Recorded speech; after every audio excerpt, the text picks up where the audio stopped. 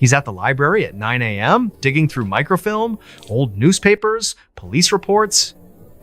The fire made page 1, but the details, they got buried. One article mentioned unidentified vocalizations from the PA system during the blaze. Another, a paramedic's statement about the victims' faces being etched into the circuit boards, like photographs burned into metal. A 1,992 security log, a guard quitting after his flashlight exploded in his hand, leaving burns in the shape of eyes. A 2005 message board post, a teenager claiming the photo booth in the arcade printed a picture of him, but with no eyes, and the timestamp was 3 hours in the future. The mall doesn't let go easy. Lucas goes back the next night, because rents do, because he's not a quitter. But now, he's watching the lights, and they're watching him. Every night at 1 a.m., his flashlight dies. Not the battery, the bulb melts. Glass dripping like wax, black oil pooling inside the lens. The escalators start moving, backward, grinding, even though the power's off. He finds his reflection in the glass storefronts, but it's wrong. The reflection blinks a half second after he does. Smiles when he doesn't. One night, he sees Tara's reflection, but Tara's not there. Her reflection mouths his name, then reaches out, fingers pressing against the inside of the glass. He starts recording everything. Body cam, phone, even an old GoPro strapped to his chest. The footage? It's not normal. Timestamps jump. Audio captures whispers that aren't in the room. One clip, he's walking past the arcade and the gate is open. It shouldn't be. Inside, the machines are on. Pac-Man, Galaga, the basketball game, all glowing, but the screens aren't games. They're faces. Dozens of them, flickering, mouths moving in sync. "Feed us!" they chant, voices coming from the speakers, from the walls, from inside his skull. Tara quits after that. Shows up at Lucas's apartment at 3 a.m., eyes bloodshot, skin blistered in perfect circles where the lights touched her. "It wore your face," she whispers. "In the arcade, it looked like you, but the eyes, they were bulbs. Glowing.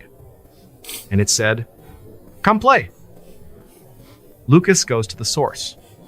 Dr. Miriam Cole, local historian, teaches at the community college, specializes in unexplained phenomena in Midwestern architecture. She meets him in the library basement, surrounded by boxes of yellowed documents. "The mall's built on a cemetery," she says without preamble. "Not on the plans, but the survey from 1978, it's there. Unmarked graves, 19th century. A cult, they called themselves the Luminari. Believed light was the path to ascension, that electricity could bridge the living and the dead.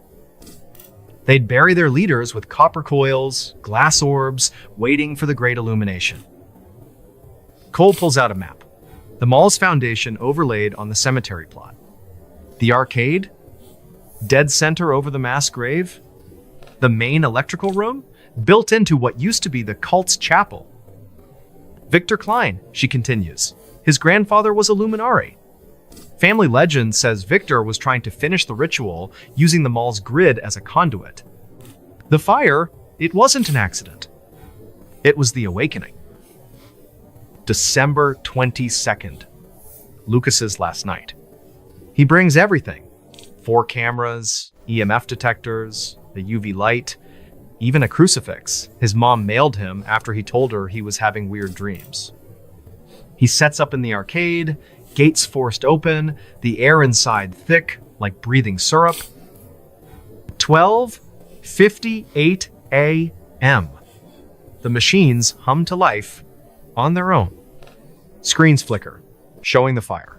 1,987. People running, mouths open in silent screams. 1 a.m. The lights go berserk. strobing so fast the air vibrates, a sound like 1,000 voices screaming through a broken radio. The cameras catch it.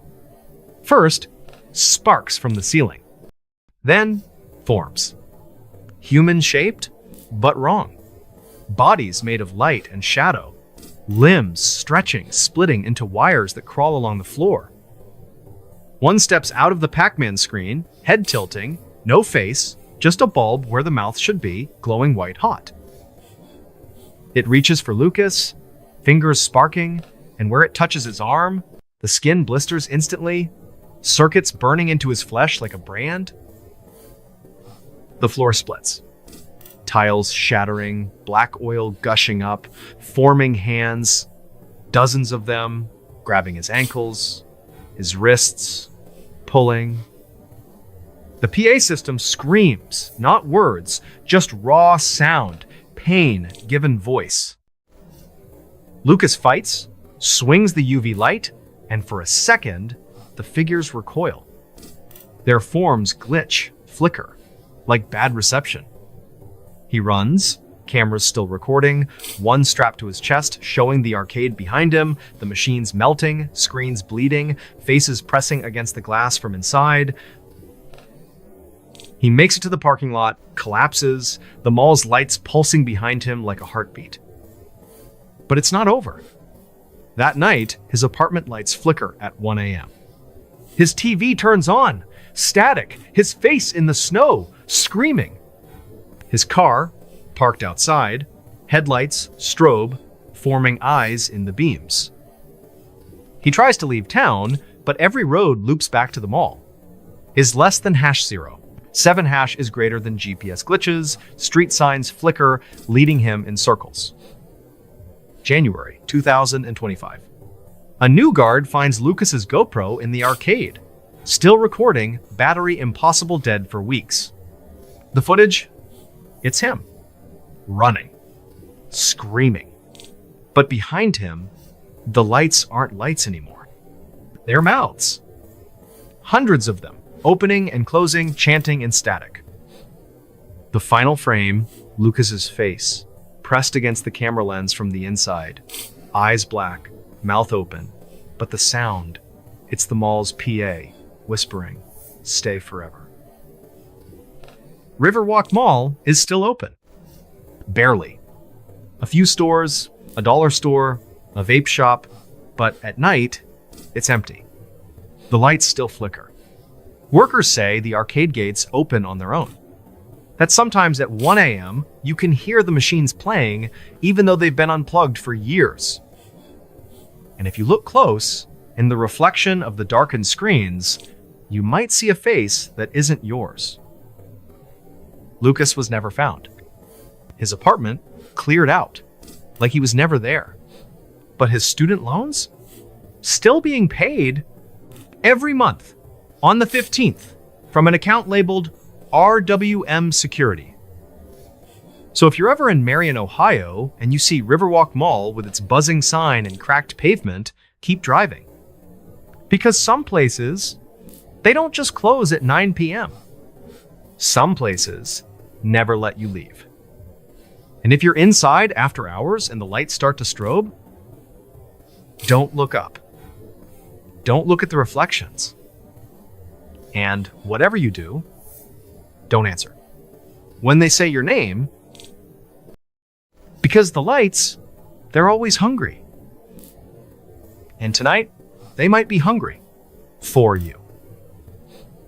Story 9. All right, folks, brace yourselves for a story that'll make you question what the government really knows and hides from us.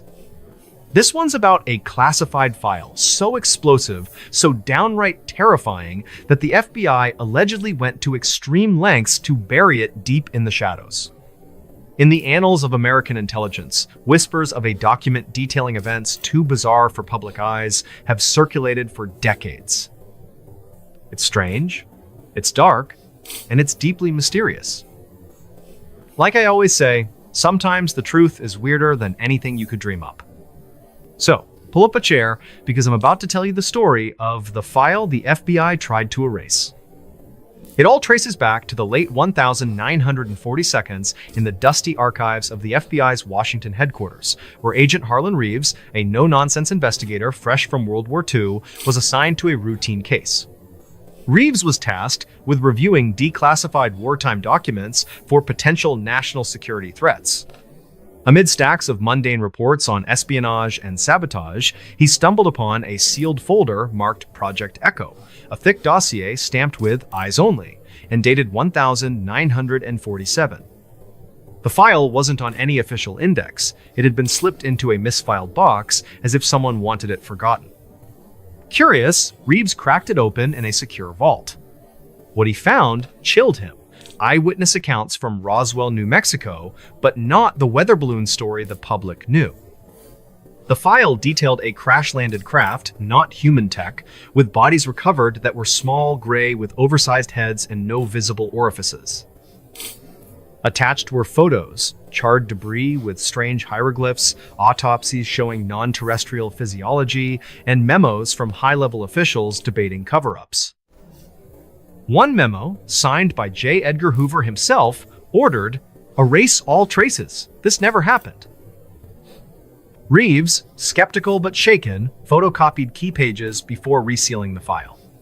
Days later, his office was ransacked, superiors questioned his overzealousness, and he was transferred to a dead-end post in Alaska. Reeves kept quiet for years, but in the 1970 seconds, as FOIA requests flooded the FBI, he anonymously leaked excerpts to a journalist, Walter Klein. Klein published a bombshell article in an obscure newsletter, claiming Project Echo proved extraterrestrial contact and a massive conspiracy.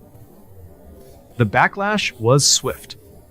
Klein's home was burgled, his notes stolen, and he was labeled a crank. The FBI denied the file's existence, calling it a hoax, but whistleblowers emerged. A retired agent swore he'd seen the bodies in a secure facility, and a Roswell coroner described non-human remains shipped to D.C. In 1980, during a congressional hearing on UFOs, questions about Project Echo were shut down, with officials citing national security. Here's where it gets darker. Leaked pages mentioned echo effects, witnesses hearing voices post-crash describing visitations from the entities, and tech anomalies like malfunctioning radios broadcasting alien languages. One report detailed a containment breach in 1952 where a survivor claimed the beings communicated telepathically, warning of an impending harvest. Reeves, before his mysterious death in 1985, ruled a heart attack, but rumored suicide, left a note. "They're watching. The file is the key." In the digital age, hackers claim to access redacted FBI servers, finding digital ghosts of Project Echo corrupted files with symbols matching Roswell debris. A 2010 seconds WikiLeaks dump included fragments, but they vanished hours later. Conspiracy circles point to Majestic 1-2, a supposed shadow group erasing evidence, while skeptics say it's disinformation to distract from real threats. To this day, Project Echo remains erased. No official file exists in FBI archives. But if you dig too deep into UFO lore and start hearing whispers on your radio, stop. Because some files aren't just hidden, they're protected by things that don't want to be found. Story 1. All right, folks, buckle up for a story that's strange, dark, and mysterious. This one comes from the quiet corners of a small college town in Virginia, where the line between campus legend and chilling reality blurs into something you can't quite shake. Like I always say, sometimes the truth, or at least the stories that feel too real to ignore, hits harder than any nightmare. So, if you're listening to this late at night, maybe double check your doors and windows, because today, I'm telling you the tale of the cursed dormitory of Willow Creek College. Picture this. It's the fall semester of 2022, and Willow Creek College, a modest liberal arts school tucked away in the rolling hills of rural Virginia, welcomes its latest batch of wide-eyed freshmen. The campus is idyllic on the surface, with ancient oak trees casting long shadows over brick buildings that date back to the 1880 seconds. But there's one spot that stands out, not for its charm, but for the way it makes your skin crawl. Hawthorne Hall. This ivy-cloaked dormitory, with its narrow hallways and creaking wooden floors, has been housing students for over a century. Yet, among the locals and alumni, it's whispered about as the Spiral Hall, a place where the past doesn't just linger, it reaches out and grabs you. Our story centers on Emma Caldwell, a 19-year-old anthropology major from a sleepy suburb in Ohio. Emma wasn't your typical freshman. She was a die-hard skeptic, the kind who'd spent her high school years running a blog called Mythbusters Anonymous, where she'd dissect urban legends, ghost stories, and conspiracy theories with cold, hard logic. Ghosts? Please? She'd scoff. It's all psychology and bad wiring. So when she got assigned to room 312 on the third floor of Hawthorne Hall, she dismissed the warnings from upperclassmen as nothing more than hazing pranks. Oh, the dorm's haunted? Sure, and the cafeteria serves gourmet meals. She'd joke with her new roommate, Sophie, a bubbly art student from California. But from the moment Emma stepped into Hawthorne, something felt off. The air inside was thicker, almost resistant, like walking through invisible cobwebs. The hallways carried a faint, antiseptic smell, reminiscent of an old hospital that no amount of air freshener could mask. And the third floor? It was always colder, even on warm September days, as if the building itself was exhaling a perpetual chill. Students avoided lingering there after dark, claiming the lights flickered without reason and shadows seemed to stretch longer than they should. Emma chalked it up to poor insulation and overactive imaginations. That is, until the night of September 15th. It was around midnight, and Emma was alone in her room, buried in textbooks for an upcoming anthropology exam on ancient symbols and rituals. Sophie was out at a frat party, leaving the dorm eerily quiet. The only sounds were the occasional creak of settling wood and the distant hum of crickets outside. Emma had her desk lamp on, casting a warm glow over her notes when she first heard it. A faint scratching noise. It started soft, like nails lightly dragging across a wooden surface, coming from inside her closet. She paused, pen in hand, and listened. Scratch, scratch, scratch. It had a rhythm, almost like a heartbeat pulsing through the walls. Rats, maybe? Emma muttered to herself, trying to stay rational. She got up, heart pounding a little harder than she'd admit, and yanked open the closet door. Inside, it was just her clothes hanging neatly, a few boxes of unpacked stuff on the floor, nothing out of the ordinary. But as she scanned the back wall with her phone's flashlight, her breath caught. Etched into the wood, faint but unmistakable, was a carving, a spiral shape swirling inward with a single eye at its center. It looked old, weathered, like it had been there for years. Emma reached out to touch it, and that's when her desk lamp flickered once, twice, plunging the room into momentary darkness. In that split second, a whisper cut through the air, clear and intimate, as if spoken right into her ear. Emma, stay. She spun around, adrenaline surging, but the room was empty. The lamp steadied, and the scratching stopped. Shaken, but determined not to freak out, Emma slammed the closet door and grabbed her phone to text Sophie. No reply party must be loud.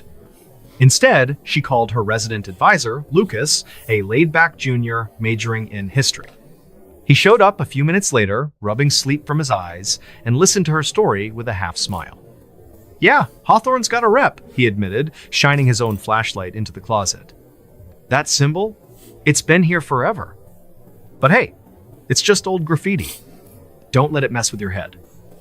Pressed for more, Lucas relented. He told her about Clara Vance, a student from the 1972nd who'd lived in room 312. Clara was an art major, obsessed with esoteric symbols, and one night in October 1973, she vanished without a trace. Her door was locked from the inside, her window sealed shut, no signs of forced entry or exit. All that was left was her journal, filled with frantic sketches of that same spiral eye motif. The official police report called it a runaway case, maybe stress from school. But locals? They whispered that Clara had been taken by the dorm. Some even claimed to have seen her shadow in the mirror late at night, her eyes wide and pleading. Emma, ever the investigator, couldn't let it go. The next day, she headed to the college library's archives, a dusty basement room lined with yellowed newspapers and forgotten tomes.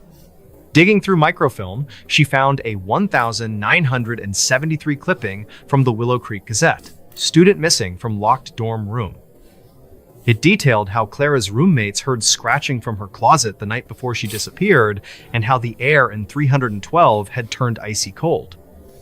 Deeper in the stacks, Emma uncovered a student zine from the 1982nd titled Campus Shadows, which recounted whispers in Hawthorne and sightings of a thin, shadowy figure lurking in the third-floor mirrors after midnight. Then, on a whim, she searched Reddit.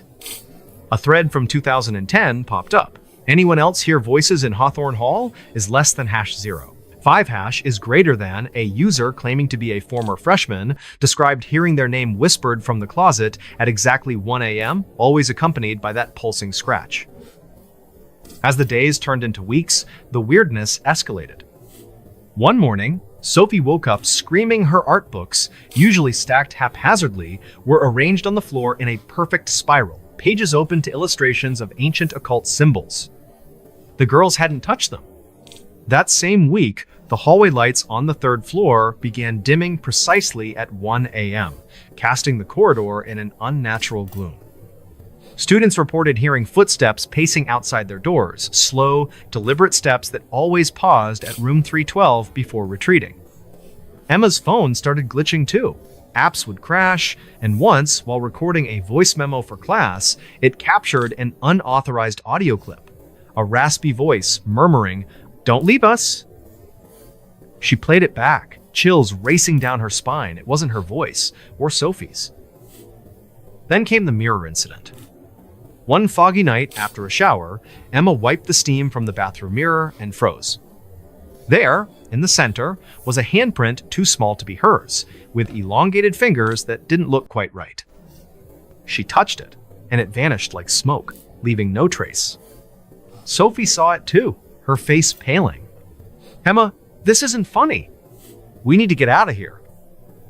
Desperate for answers, Emma reached out to Dr. Margaret Holt, a local historian and retired professor who'd written books on Virginia's forgotten past. They met at a cozy coffee shop off campus, where Margaret, with her wire-rimmed glasses and stack of yellowed documents, laid out Hawthorne's true history. The dorm wasn't just old, it was built in 1895 on the ruins of the Willow Creek Asylum, a 19th century institution for the mentally afflicted. In 1882, a patient named Eliza Morrow was confined to solitary in what would become the foundation of Room 312.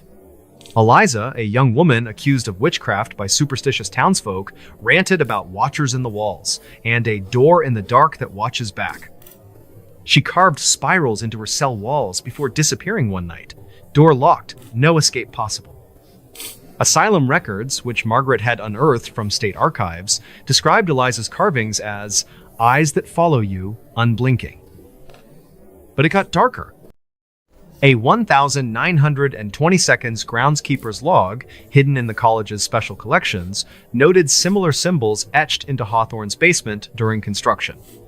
Workers covered them up, dismissing them as vandalism, but one entry read, "The marks bleed when touched red like blood, then gone." Margaret leaned in, her voice dropping. "Emma, whatever's in that dorm, it's not a ghost. It's something older, tied to the land. And it doesn't let go."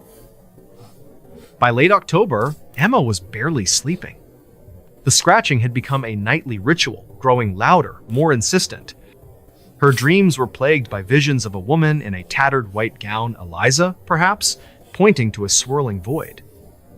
Sophie moved out temporarily, crashing with friends, leaving Emma alone. Determined to confront it, she set up her phone to record and waited that fateful night. At exactly 1 a.m., the scratching erupted not from the closet, but from all around, like the walls themselves were alive. The closet door creaked open on its own, revealing not darkness, but a faint, ethereal glow pulsing from within. Emma approached, heart hammering, and peered inside. There, in the glow, stood a shadow humanoid but unnaturally thin, its limbs elongated like twisted branches. Its eyes weren't eyes, they were glowing coals, pulsing with an inner light that seemed to draw her in. The air turned electric, smelling of ozone, and Emma's necklace, a silver cross from her mother, heated up against her skin before snapping off and clattering to the floor. Trembling, she whispered, "Clara, is that you?" The response came not as a whisper, but a guttural echo reverberating in her chest. "Not Clara. Stay with us." Her phone captured it all, a blurry figure reaching out with those spindly fingers, the spiral carving on the wall twisting like a living thing before the screen went black, the battery drained in seconds. Emma fled the room, pounding on Lucas's door until he let her in. The next day, she requested a transfer to another dorm across campus. But the nightmare didn't end there. In her new room, the disturbances followed like a shadow. Mirrors fogged with the same eerie handprint. Lights flickered at 1 a.m. And in her dreams, the woman in the gown now whispered names, not just Clara's, but others. Eliza, and a dozen more from asylum records Margaret had shared. Word spread on campus. By spring 2023, a maintenance worker inspecting Hawthorne found a hidden panel in 312's closet. Behind it? A cache of small bones, possibly human, etched with tiny spirals. Forensics couldn't date them precisely, but rumors flew. Remnants from the asylum, or worse, from those taken. Fast forward to 2024. A new freshman in 312 reported scratches appearing overnight in the closet wood, spelling out EMMA in jagged letters. TikToks went viral. One showed a shadow in the mirror, mouthing silently, its head cocked at an inhuman angle. By 2025, the college quietly renovated Hawthorne, but students still whisper about the whispers. Locals call it a portal, a thin veil between worlds, anchored by Eliza's curse. Others say it's a collective hallucination, fed by generations of fear. Emma? She graduated early, moved far away, but she still blogs now about the unexplained she couldn't debunk. If you're at Willow Creek and hear scratching at 1 a.m., don't open the closet. Don't look in the mirror. And whatever you do, don't stay. Because some places don't just house you, they claim you forever. And that's the strange, dark, and mysterious story of the cursed dormitory of Willow Creek College. If you've got your own eerie tale, drop it in the comments. But remember, sometimes the shadows listen back. Story 2. All right, folks, buckle up, because this one's going to crawl under your skin and stay there. We're heading to a forgotten corner of Kentucky, to a house that doesn't just sit on its land, it digests it. Locals call it the Old Grayson Manor, but the name on the rusted gate is only half the story. The other half is whispered in the creak of every floorboard, a sound that never quite stops, even when no one's walking. So pull your chair closer to the fire, but maybe keep one foot on the floor, just to be sure it's still your floor. Because tonight, I'm telling you what really happened to Olivia Reed inside the house that eats people. Spring 2024, Ashwood, Kentucky, population 412, give or take the ones who've vanished. The town clings to the edge of the Daniel Boone National Forest like a scab that won't heal. And at the end of a gravel road that hasn't been graded since the Carter administration sits the Old Grayson Manor. Built in 1852 by Jeremiah Grayson, a cotton baron who made his fortune on the backs of enslaved people and lost his mind chasing something older than money. The house is 3 stories of sagging brick, widow's walks, and porches that lean like trunks. Vines don't just grow up the walls, they burrow into the mortar, thick as pythons. Windows are shattered teeth in a screaming mouth. And the front door? It's swollen shut, warped by decades of humidity or something pushing from the inside. Olivia Reed rolled into town on April 9th in a dented Subaru with paranormal proof stenciled on the back window. 30 years old, ponytail, steel-toed boots, and a skepticism that had cracked in 100 haunted basements but never quite shattered. She'd built a modest TikTok following nothing crazy, 80K followers posting EVPs and thermal hits from abandoned asylums and Civil War battlefields. But this trip wasn't for content. A week earlier, a grainy 15-second clip had blown up. Night vision of the manor's foyer, floorboards flexing like lungs, and a child's voice whispering, "Come play," from the wood grain itself. The poster's account vanished 12 hours later. Olivia smelled a hoax, but she also smelled a story. She checked into the Ashwood Motor Lodge, a cinder block relic with a neon vacancy sign that flickered like a dying heartbeat. The clerk, a woman named Darlene with a smoker's rasp, slid the key across the counter and didn't blink when Olivia asked about the manor. "Floorboards talk," Darlene said, tapping ash into a Folgers can. "Always have. My grandma lost a cousin in there in '52. Found her shoes on the porch, nothing else." Olivia laughed it off, but the laugh didn't reach her eyes.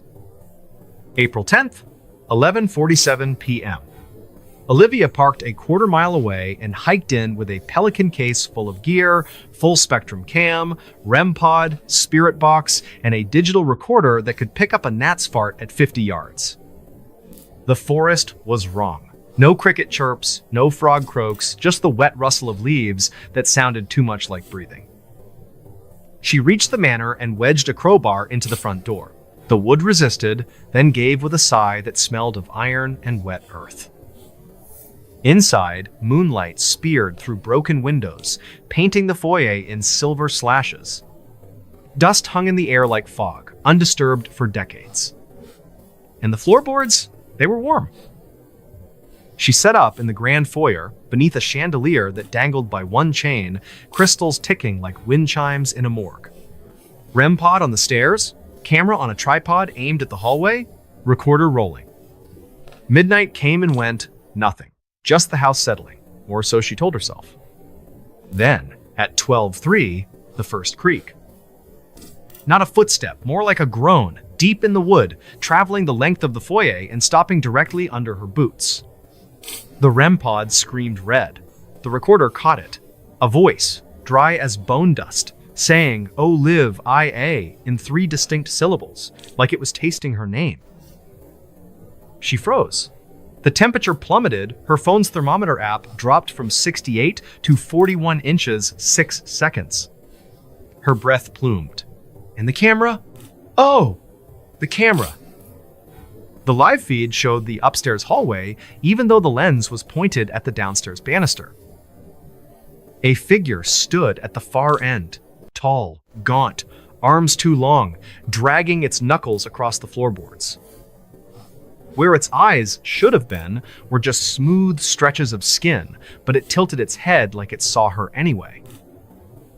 Then it smiled, and the smile kept going, splitting past the cheeks, past the ears, until the bottom half of its face was just teeth and shadow. Olivia bolted upright, heart jackhammering. The figure vanished, but the creaking didn't. It followed her, step for step, as she climbed the stairs. Each tread bowed under her weight like flesh, warm and pulsing.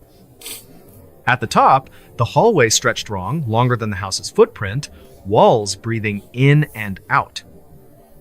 Scratches marred the plaster, fresh and glistening.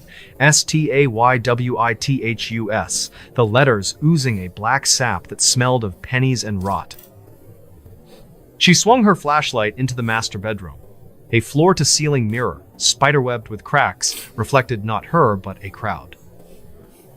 Dozens of faces pressed against the glass from the inside, mouths moving in perfect sync.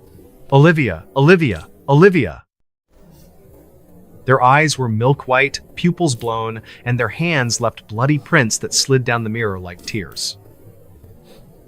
She screamed, stumbled back, and the mirror shattered outward, shards hovering mid-air for a heartbeat before clattering to the floor. Where they landed, the wood absorbed them, drinking the glass like water. She ran, down the stairs, through the foyer, out the door, not stopping until she reached her car. The engine turned over on the third try, and she peeled out, gravel spitting like buckshot. In the rear view, the manor's windows glowed faintly red, pulsing in time with her heartbeat.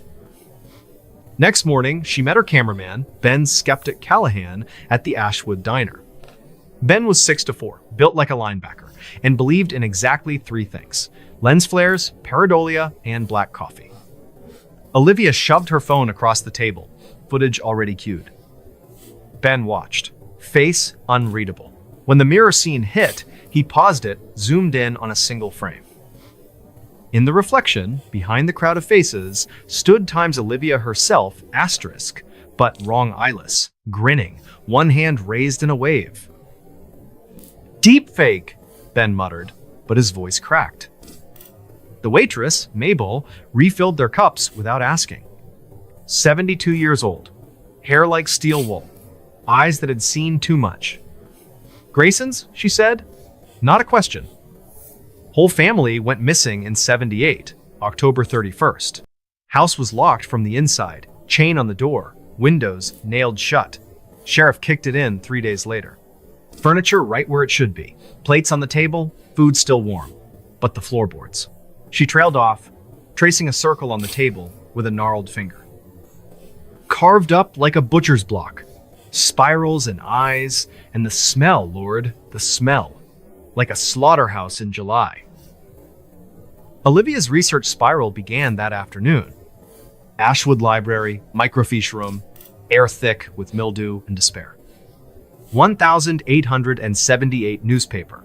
Grayson family vanished, foul play suspected. No bodies, no blood, just an empty house and a diary found in Jeremiah's study. Entry dated October 30th. The voices are louder now. They know my name. They want the children. I have given them blood, but it is not enough. The wood hungers. Another entry, ink smudged with what looked like tears. The floorboards sing when I sleep. They promise eternity. I am so tired. 1,923 police report. A drifter named Silas Crow squatted in the manor for 3 nights. Found babbling in the town square, fingernails torn off, claiming the house ate his shadow. Committed to an asylum in Louisville. Hanged himself with his bedsheet a week later. Sheet was clean, no ligature marks on his neck. 1,987, a teenage couple broke in on a dare. Girl made it out, boy didn't. Searchers found his Polaroid camera in the cellar. Last photo, the boy's own face, but the eyes were scratched out with something sharp. The girl? She still lives in Ashwood. Won't speak, but every October 31st, she stands at the edge of the forest and screams at the manor until her voice gives out. Olivia needed more. She tracked down Dr. Evelyn Hart, retired history professor, last person to access the manor's sealed county records. Hart's house smelled of lavender and old paper. She poured tea with shaking hands. Jeremiah Grayson wasn't just a planter, she said. He was a student of the old ways, traveled to Haiti, Jamaica, the Carolina Lowcountry, collected grimoires bound in human skin. The manor's foundation? Built atop a pre-Columbian ritual site. The surveyors in 1851 found bones, hundreds arranged in spirals. Grayson paid them to shut up and pour the concrete anyway. Hart slid a photocopy across the table. A letter from Jeremiah's wife, Eliza, dated September 1878. He speaks to the wood now, cuts himself, and lets it drink. The children hear lullabies from the floor. I fear we are not alone in our skins. On the back, in different ink, the binding is complete. We are the house now. April 15th. Olivia and Ben returned at dusk, armed with better gear and worse nerves. They set up in the cellar, this time a cavernous space with stone walls, sweating moisture, and a dirt floor that shifted when you weren't looking directly at it.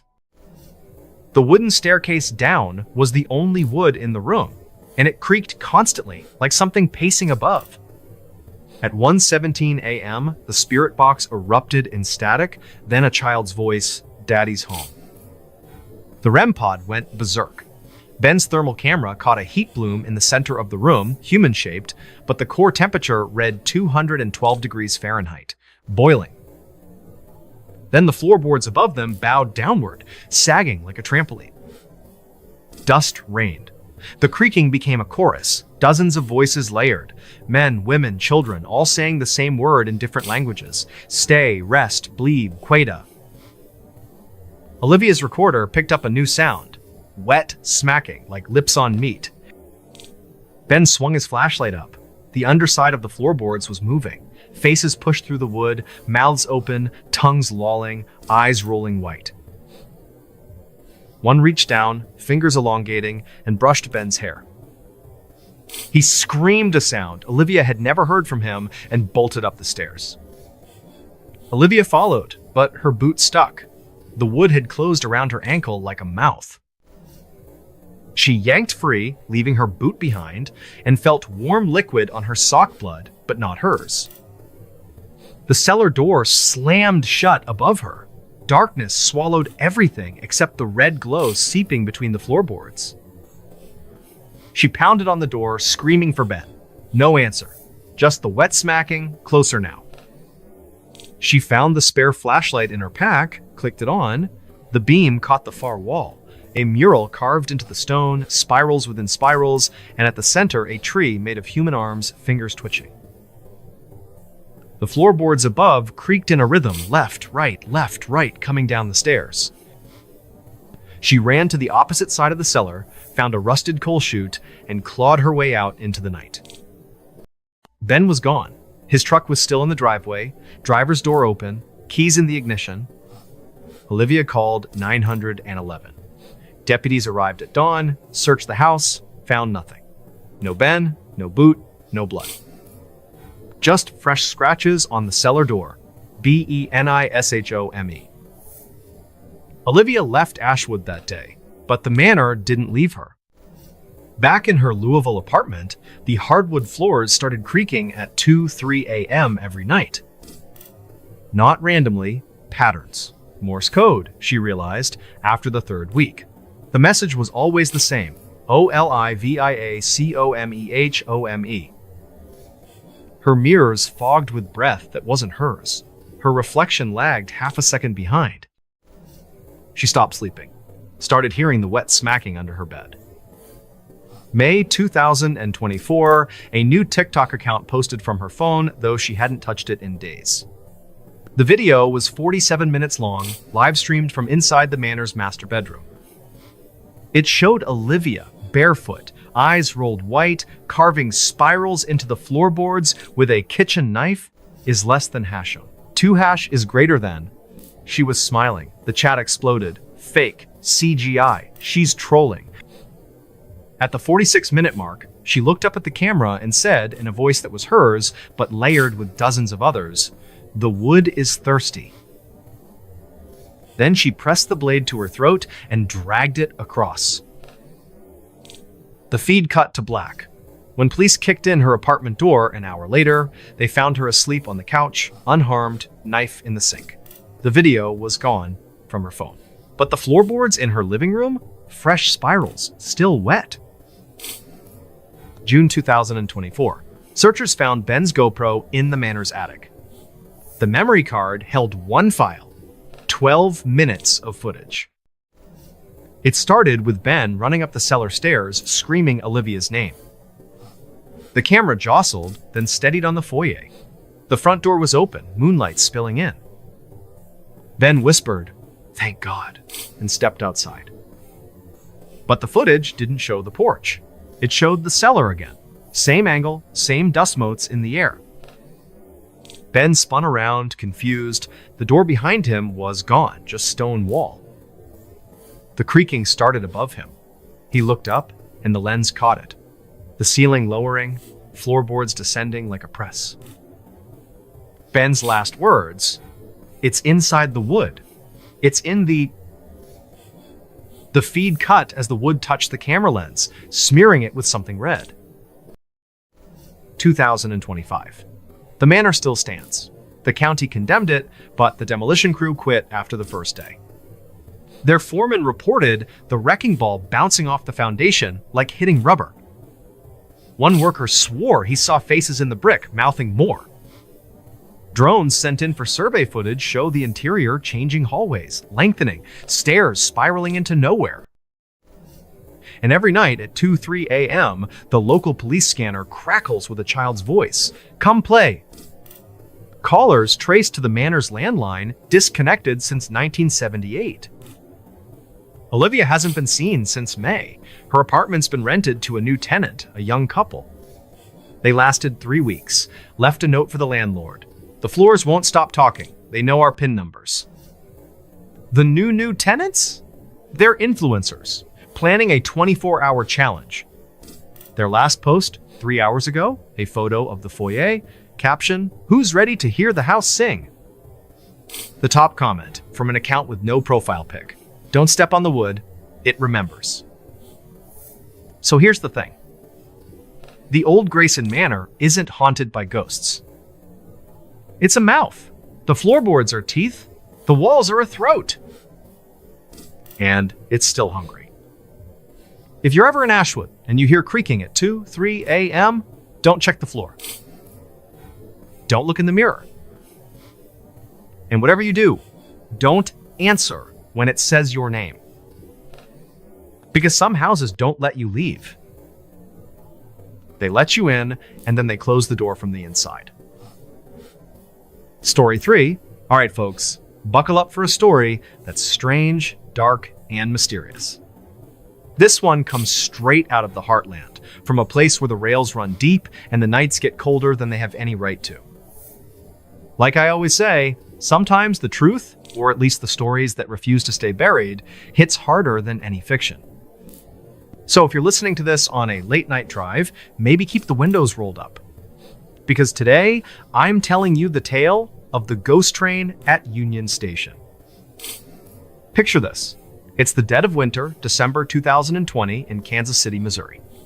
Union Station looms like a cathedral of steel and stone, a Beaux-Arts masterpiece built back in 1914, its 95-foot clock tower stabbing into the night sky.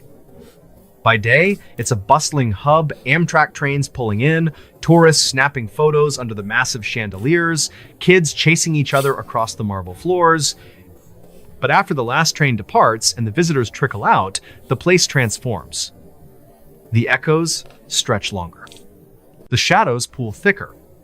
And the air carries a faint, unmistakable smell, like coal smoke and wet iron, even though the last steam engine left these tracks decades ago. Our story centers on Jake Harper, a 32-year-old night janitor who'd been mopping these floors for 2 solid years. Jake was the kind of guy who trusted what he could see, touch, and smell. He'd grown up in a small town outside Wichita, fixed tractors for his dad, and could rebuild a carburetor blindfolded. Ghosts? Urban legends? Load of crap, he'd grunt whenever his coworkers swapped stories in the break room. Old buildings creak. End of discussion. But even Jake couldn't ignore the way Union Station felt after midnight, like it was holding its breath, waiting for something. Platform 3 was the worst. It sat at the far eastern end of the station, tucked beneath a cracked skylight that hadn't been repaired since the 72nds. Cleaners avoided it if they could. Passengers waiting for the late California Zephyr always complained of a heaviness in the air, like someone standing just behind them. The brass lamps along the platform flickered, only there, no other track had that problem. And no matter how many times Jake scrubbed, the faint scent of coal smoke clung to the concrete like a stain. December 8th started like any other shift.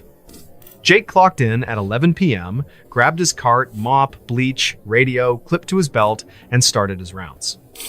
By 12:45, the station was a tomb. The last Amtrak had pulled out at 11:57, bound for Chicago. The ticket counters were dark. Even the security guards were holed up in the control room, feet on the desk, sipping burnt coffee. Jake was alone on Platform 3, sweeping gum wrappers into a dustpan when the floor beneath him vibrated. Not a tremor like a subway rumble, but deeper, older. He froze, broom handle in mid-swing. The schedule board above him was blank, no arrivals until 5:30 a.m. Yet the vibration grew, rattling the metal benches, sending a cascade of dust from the ceiling beams. Then came the whistle. It wasn't the modern diesel horn of an Amtrak engine. This was shrill, steam-powered, the kind you'd hear in a black and white film piercing, mournful and wrong. Jake's breath fogged in front of him, even though the platform was heated. He clicked on his mag light and swung the beam down the tracks. Nothing but empty rails stretching into the fog. But the rumble kept building, and the air turned arctic. His radio crackled to life on its own, static, then a voice, low and gravelly, looping his name. Ja. That's when he saw the headlights. Two sickly green orbs cutting through the mist, growing brighter, closer. A shape materialized an enormous steam locomotive, matte black, no markings, no numbers, its cowcatcher dented like it had plowed through something solid. The wheels screeched as it braked, sparks showering the platform in a fountain of orange. The train stopped exactly where Platform 3 ended, its cars stretching impossibly far into the darkness, farther than the station's tracks even went. The windows glowed that same putrid green, and inside, silhouettes moved tall, rigid, heads turning in perfect unison. The doors hissed open. Not modern sliding doors, old-fashioned accordion gates, creaking like a coffin lid. Inside was pitch black, a void that seemed to swallow the light from Jake's flashlight. And from that darkness came the voice again, no longer on the radio, but inside the carriage, intimate, like it was standing right behind him. "Get on, Jake!" His maglight flickered out.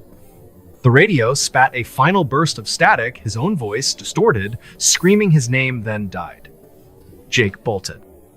He sprinted up the platform stairs, boots slipping on the marble, and burst into the main concourse. The chandeliers overhead dimmed to a sickly amber, and in the shadows beneath the grand clock, he saw them figures in 1,930 attire, men in fedoras, women in cloche hats, all pale as moonlight, watching him with eyes that reflected the green glow from below. Their heads turned in perfect sync as he ran past, like puppets on the same string. He didn't stop until he reached the janitor's closet on the mezzanine, slamming the door and bracing his back against it. His heart hammered so hard he thought it might crack a rib.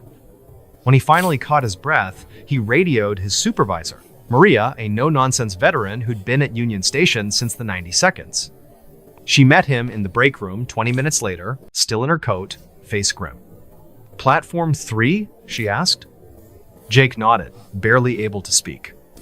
Maria sighed, poured him coffee with shaking hands, and told him the story everyone whispered but no one said out loud.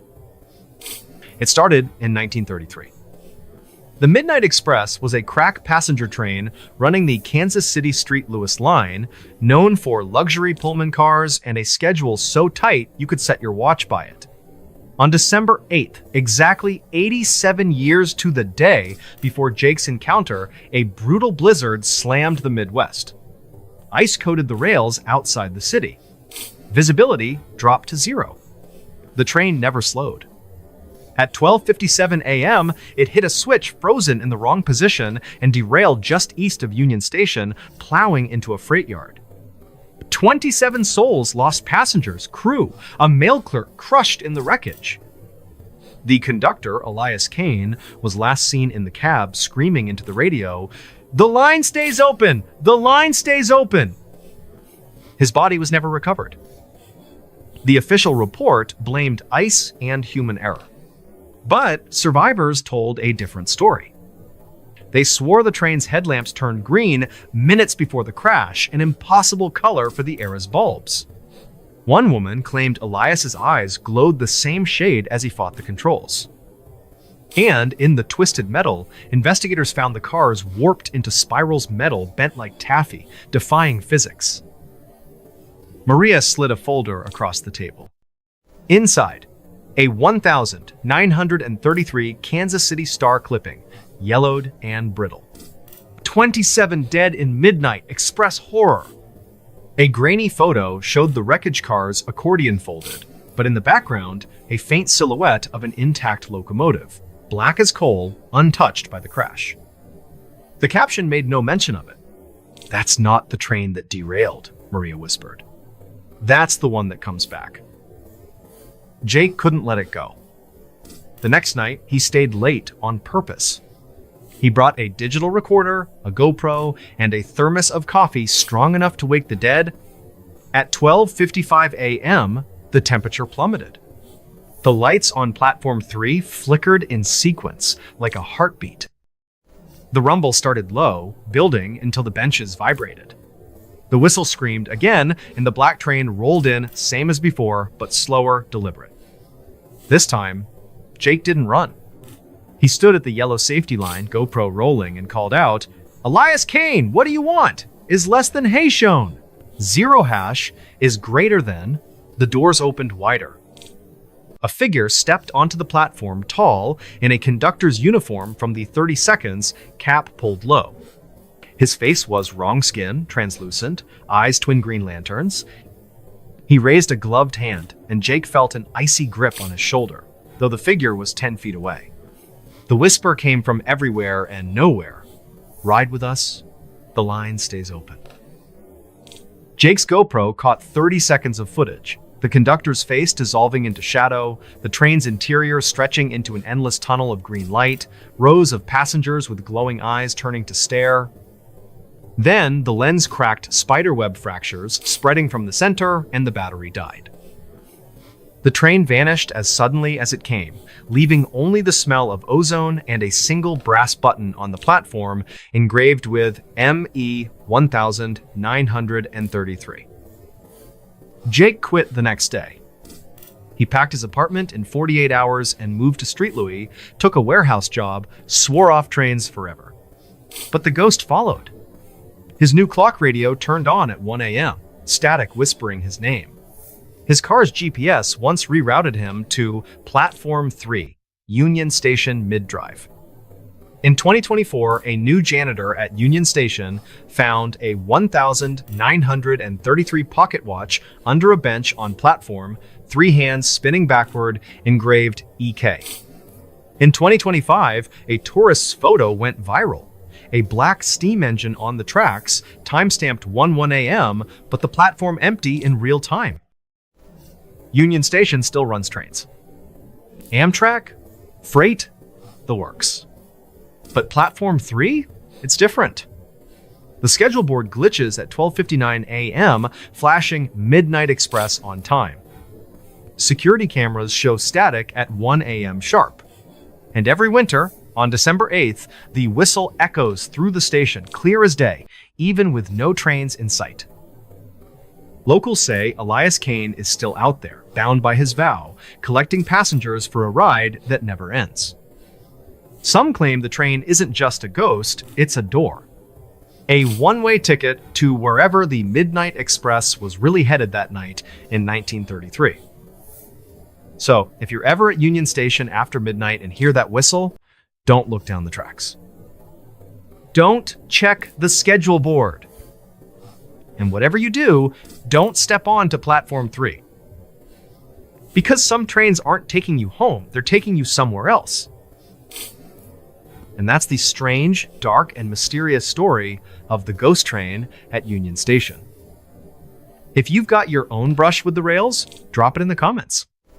But remember, sometimes the whistle isn't calling the train. It's calling you. Story 4. All right, folks, buckle up for a story that's strange, dark, and mysterious. This one slithers out of the American Southwest along a ribbon of cracked asphalt that's seen more dreams die than come true. Like I always say, sometimes the truth, or at least the stories that refuse to fade with the sunset, hits harder than any desert heat. So if you're listening to this while cruising the open road, maybe keep your eyes on the rear view.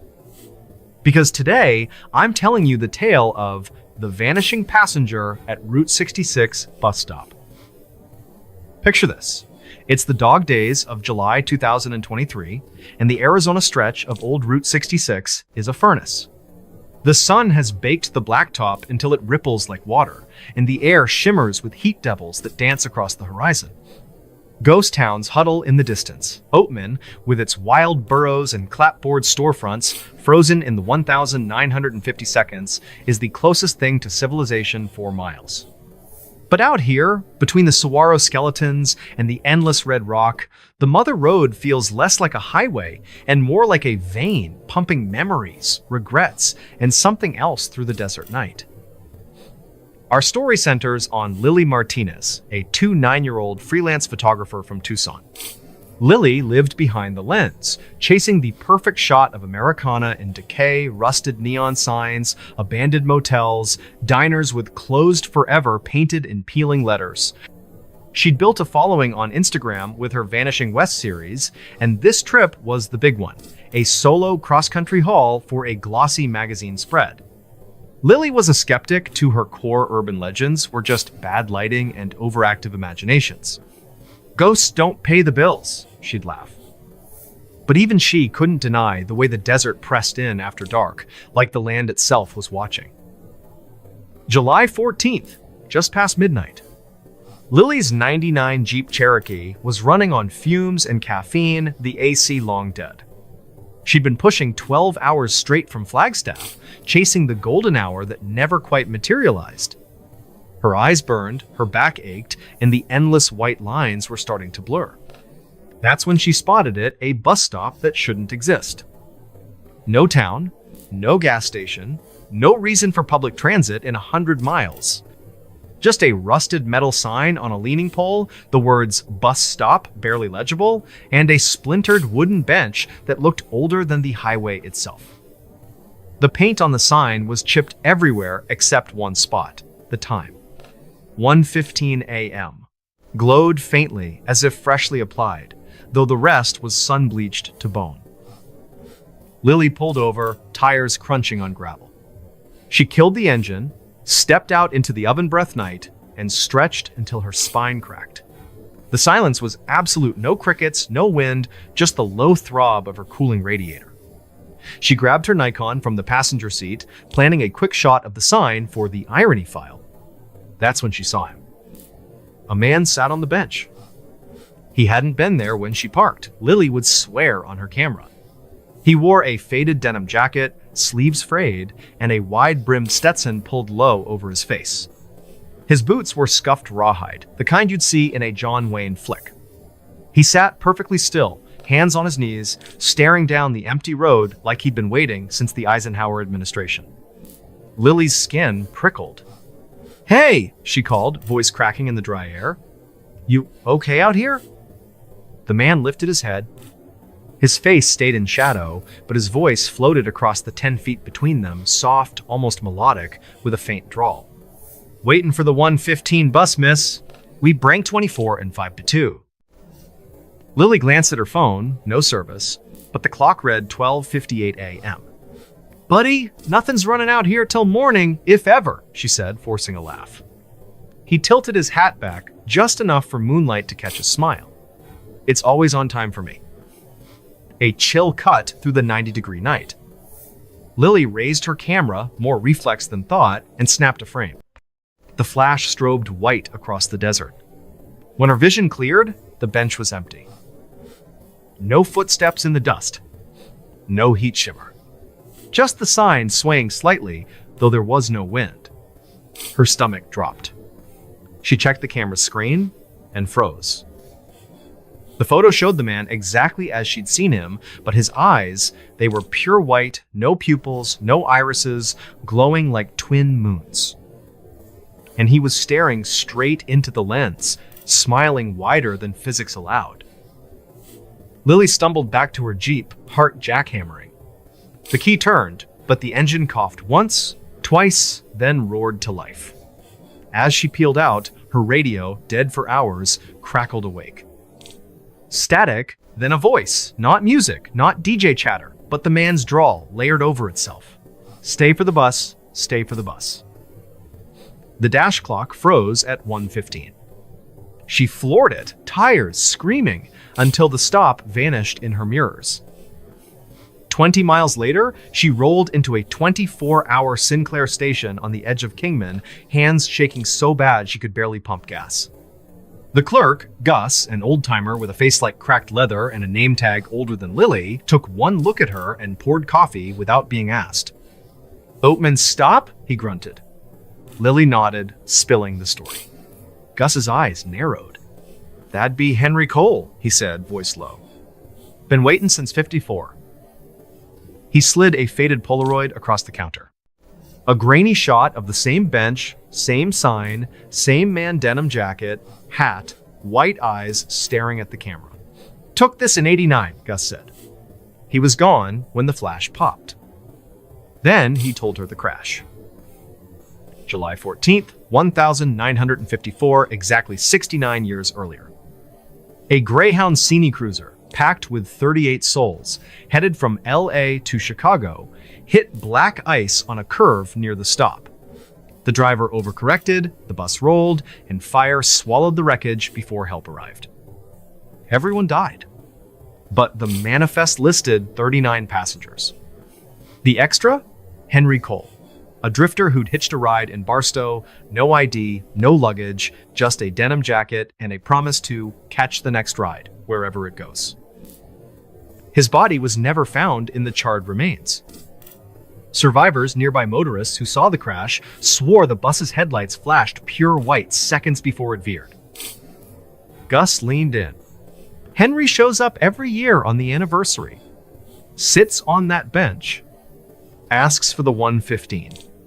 And if you talk to him," he tapped the Polaroid, "he don't let go easy." Lily couldn't sleep.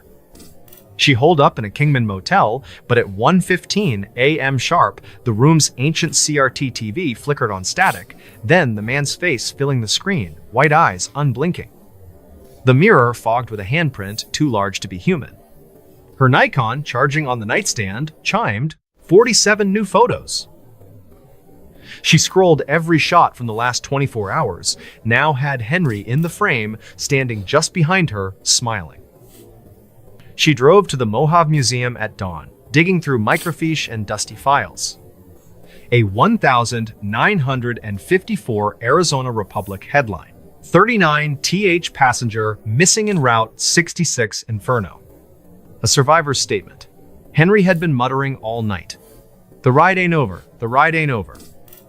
A 1962 trucker's log donated by his widow picked up a hitchhiker near Oatman Stop. Denim jacket, no shadow. Vanished when I blinked. Found his ticket on the seat dated 1954. Lily contacted Clara Webb, a Route 66 historian who'd written 3 books on the highway's ghosts. They met at a diner in Seligman, Clara sliding a manila folder across the Formica. Inside, a 1954 police sketch of Henry, same jacket, same hat, but the artist's note. Eyes drawn from witness memory subject claims they were like headlights. A 1978 Navajo elder's oral history recorded on cassette. The stop sat on an ancient trail where walkers lured travelers into the spirit world.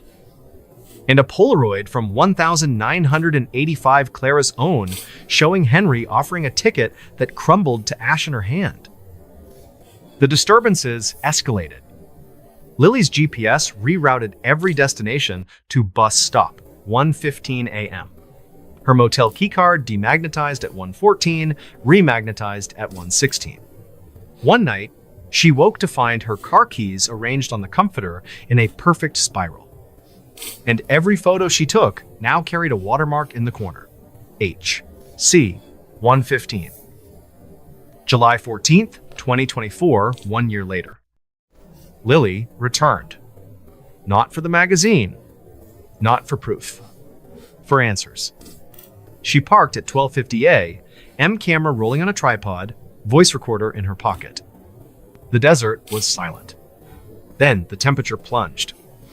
The signs 1:15 a.m. began to glow, not reflect, glow, like neon under blacklight. Henry materialized, flickering like bad film reel. His shadow didn't touch the ground. His voice came from everywhere. "Seat saved, Lily. Ride with me." Headlights appeared on the horizon, pure white, no vehicle attached, just 2 beams floating above the asphalt. A low rumble built. Not an engine, but a heartbeat. The bench creaked as Henry stood, extending a hand. His fingers were too long, joints bending wrong. Lily's camera flashed on its own, click, click, click. The screen showed the bus now. A silver Greyhound, windows packed with passengers, all turning to stare, all with white eyes. Henry stepped closer. His face glitched, skin dissolving into static, revealing something underneath, not bone, not flesh, but light. "The ride never ends," he whispered, breath cold as dry ice. Lily's recorder caught it all, then the lens cracked, spiderwebbing from the center. She ran. The Jeep started on the first try, and she floored it, dust plumes swallowing the stop. She never went back. But Henry did. In 2025, a German tourist's dash cam caught him sitting on the bench at 1:15 a.m., then gone in the next frame. A trucker found a denim scrap pinned under the sign embroidered HC in red thread that smelled of smoke. And every July 14th, the stop's dust arranges itself into footprints leading nowhere. Lily sold her camera, deleted her portfolio, moved to Seattle. But at 1:15 a.m., her smartwatch still vibrates. Bus stop, now boarding. Route 66 stretches on, endless and unforgiving. The stop waits under the stars, bench polished smooth by unseen hands. If you're driving alone and see a man in denim waving you down, keep the pedal down. Don't check the time. And whatever you do, don't stop. Because some passengers aren't waiting for the bus, they're waiting for you. And that's the strange, dark, and mysterious story of the vanishing passenger at Route 66 bus stop. If you've got your own Mother Road nightmare, drop it in the comments. But remember, sometimes the road doesn't take you where you're going. Sometimes it takes you where you belong. Story 5. All right, folks, brace yourselves for a story that'll make your skin crawl and keep you away from secluded lakeside homes forever. This one's about a place so drenched in dread, so steeped in horrors that cling to its walls, that it's become a whispered nightmare in a small Wisconsin town. On Lakeview Drive, there's a villa with a past so dark, it doesn't just haunt, it hungers. It's strange, it's terrifying, and it's deeply, bone-chillingly mysterious. Like I always say, sometimes the truth is weirder and far scarier than anything you could dream up. So, lock your doors, because I'm about to tell you the story of the haunted villa on Lakeview Drive. It was the winter of 2024 in the quiet town of Willow Lake, Wisconsin, where the villa on Lakeview Drive, a decaying Gothic mansion from the 1872, loomed over the frozen shore of Lake Winnebago. Ethan Caldwell, a 5-year-old true crime podcaster, rented the villa for a month, chasing rumors of its gruesome history for his next episode. The house was a wreck, peeling wallpaper, warped floorboards, and a stench of rot that no cleaning could banish. Locals warned Ethan to avoid it, whispering about the hungry house that eats its guests, but Ethan, a hardened skeptic, laughed it off as rural superstition. On January 9th, Ethan was recording in the villa's study at 3 a.m., the witching hour when the world feels wrong. The air was heavy, the lake outside silent under a crust of ice. Then he heard a wet, dragging sound, like something heavy being pulled across the floor above. His recorder picked up a low growl, not animal, but guttural, inhuman, followed by a whisper. "Ethan, feed us." The room's temperature plummeted, his breath clouding, and his laptop screen glitched, showing a live feed of the hallway, a figure, hunched and eyeless, clawing at the walls. Ethan grabbed a flashlight, heart hammering, and checked the upstairs hallway. It was empty, but the walls were slick with a black, oily substance that smelled of decay. Scratches marred the wood, forming words, "Stay forever." His phone, left in the study, began playing his podcast, except it wasn't his voice, but a chorus of screams, chanting his name. The lights flickered, and in the mirror at the hall's end, he saw not his reflection, but a mass of writhing shapes, their mouths gaping, eyeless faces pressed against the glass. Panicked, Ethan called his friend Mia, a local bartender who'd tipped him off about the villa. She arrived, pale, and admitted the house was cursed, tied to a 1902 massacre. The villa's first owner, Dr. Elias Morrow, a surgeon obsessed with the occult, was rumored to have experimented on vagrants, draining their blood in the basement for rituals to bind the hungry ones.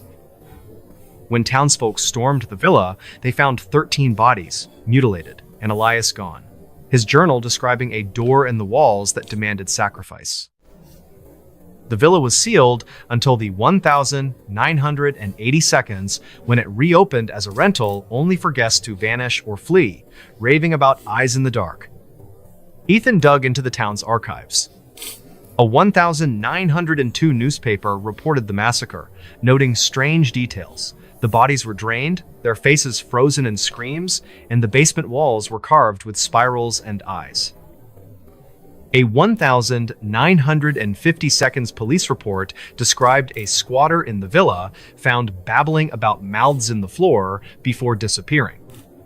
A 2020 Reddit thread detailed a renter hearing growls and seeing shadows with no eyes, their camera capturing a figure that wasn't there. The horrors intensified. Ethan's bedroom door slammed shut at 3 a.m., locking him in, the knob burning hot to the touch. His mirror cracked, oozing the same black oil, which formed words, "Give us more. While of this work." Footprints, wet and bloody, appeared on the ceiling, pacing above his bed. One night, Mia visited and saw a hand-gray, claw-like reach from under the floorboards, grabbing at her ankle before vanishing. Desperate, Ethan contacted a local historian, Dr. Helen Voss, who knew the villa's grim lore. She uncovered a 1902 letter from Elias's assistant claiming he'd opened a rift in the basement, summoning entities that fed on life. A 1922 surveyor's note described the villa's foundation as unnatural, with tunnels leading nowhere, lined with bones etched with spirals. Helen warned Ethan the house wasn't haunted, it was alive, feeding on those who stayed too long. On January 20th, Ethan set up cameras to confront it. At 3 a.m., the dragging sound returned, louder, shaking the walls. The basement door creaked open, revealing a staircase descending into pitch black, where a red glow pulsed. Ethan's camera caught a figure, tall, eyeless, its mouth a gaping maw crawling up the stairs, whispering, "You're ours." He ran, but his flashlight died, and the walls seemed to breathe, closing in. His final recording captured a scream his own, mixed with a chorus of growls, "Feed us." Ethan fled the villa, but the nightmare clung to him. His apartment's mirrors fogged at 3 a.m., showing eyeless faces. His dreams were filled with the villa's basement, a writhing mass of mouths calling his name. In 2025, a new tenant found a blood-stained recorder in the villa playing Ethan's voice saying, "I'm still here," as witchin' problem. Locals call it the Hungry House, and some say it's Elias's rift. Others, a demon tied to the land, feeding on souls. To this day, the villa on Lakeview Drive stands, its windows dark, waiting for guests. If you're there at 3 a.m. and hear dragging, don't go downstairs. Because some houses don't just haunt, they consume. Ethan wasn't just a skeptic, he'd laughed off haunted house stories on his podcast, but the villa's air felt alive, pressing against his skin like a predator, sizing him up. The house's windows seemed to watch, their glass warped, reflecting distorted faces even in daylight. Locals avoided Lakeview Drive, claiming the lake itself hummed at night, a low drone that made dogs howl. That January night, the dragging wasn't just a sound, it vibrated in Ethan's bones, like the house was chewing something alive. The growl wasn't just inhuman, it pulsed with hunger, and the whisper seemed to claw inside his skull, knowing his darkest fears. The laptop's feed showed the figure's limbs bending wrong, its eyeless face splitting into a smile too wide for a human jaw. The mirror shapes weren't just shadows, they writhed, their mouths snapping, as if trying to break through the glass. Mia's story was worse. She'd heard the growls as a teen, biking past the villa, and saw a face in the window eyeless, its mouth dripping black oil. A1900. And 2 police log noted the massacre's victims had no blood, their bodies arranged in a spiral in the basement. The journal's last page, in Elias's hand, read, "The hunger is eternal. It demands." Ethan's research dug up nightmares. A 1932's tenant's diary described waking to hands pulling their sheets, whispering, "More." A 1982nd squatter vanished, leaving claw marks on the basement door too deep for human nails. Helen's findings tied the villa to a 19th century cult, worshipping a devourer under the lake fed by Elias's rituals. The terrors grew unbearable. Ethan's bed shook at 3 a.m., as if something beneath clawed upward. The black oil seeped from light fixtures, pooling into shapes that crawled toward him. A neighbor heard screams from the villa, but police found it empty except for bloody footprints circling the basement. That final night, the basement's glow wasn't just red, it pulsed like a heartbeat, and the air smelled of blood and ash. The figure wasn't alone. Dozens of eyeless shapes loomed behind it, their mouths chanting in unison. Ethan's camera showed the staircase descending endlessly, walls lined with faces frozen in screams. After Ethan fled, the villa's grip tightened. His podcast uploaded episodes he didn't record, filled with growls and his own voice begging, "Let me go." A 2025 hiker found bones near the lake, etched with spirals smelling of rot. The villa stands, its doors unlocked, waiting. If you hear dragging at 3 a.m., run.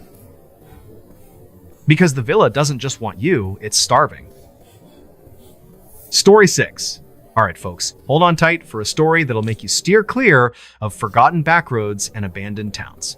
This one's about a place so cloaked in dread, so tangled in whispers of the lost, that it's become a chilling legend in the deep woods of Maine.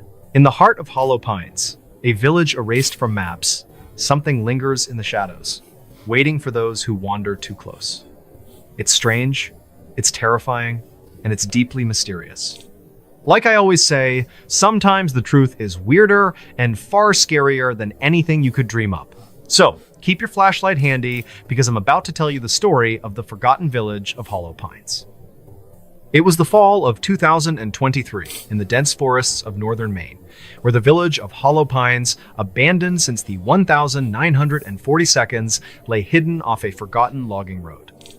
Sarah Ellis, a 27-year-old urban explorer and vlogger, heard rumors of the village from an online forum and set out to film its ruins for her channel. The path to Hollow Pines was overgrown, the air thick with pine and decay, and the few locals in nearby Millinocket warned her to stay away, muttering about a place that keeps what it takes. Sarah, a thrill seeker who'd explored dozens of abandoned sites, brushed it off as small-town folklore. On October 12th, Sarah reached Hollow Pines at dusk, her camera rolling. The village was a skeleton of rotting cabins, a collapsed church, and a sagging mill, all swallowed by moss and vines. The silence was oppressive, broken only by the creak of warped wood. As she filmed the church, her camera glitched, capturing a faint hum like voices chanting beneath the ground. Then she saw a figure, cloaked in tattered rags, standing in the mill's doorway, its face hidden but its eyes glowing faintly red. Her flashlight flickered, and a whisper hissed through the trees. "Sarah, join us. What's some pretty % one for liferin?" Heart racing, Sarah checked her footage, which showed the figure moving closer, though she hadn't seen it approach. The air turned icy, and her compass spun wildly, pointing nowhere. In the church, she found scratches on the altar names, dozens of them, including hers, carved fresh in the wood. Her phone's screen cracked, displaying a photo she didn't take, a circle of figures, eyeless, holding hands around her shadow. Terrified, Sarah called her friend Nate, a fellow explorer back in Portland, who drove to Millinocket to meet her. At a diner, she told a local Amos, an old logger with haunted eyes. He went still, then spoke of a 1,942 fire that wiped out Hollow Pines, killing most of its 60 residents. The village was a logging outpost, but rumors swirled of a cult led by a preacher, Amos Kane, who worshipped the voice in the pines. Survivors claimed the fire wasn't natural flames moved like they were alive, sparing the church but burning names into its altar. Sarah dug into the archives at Millinocket's library. A 1,942 newspaper clipping described the fire, noting oddities. Bodies were found charred, but arranged in a circle, and Kane's body was missing.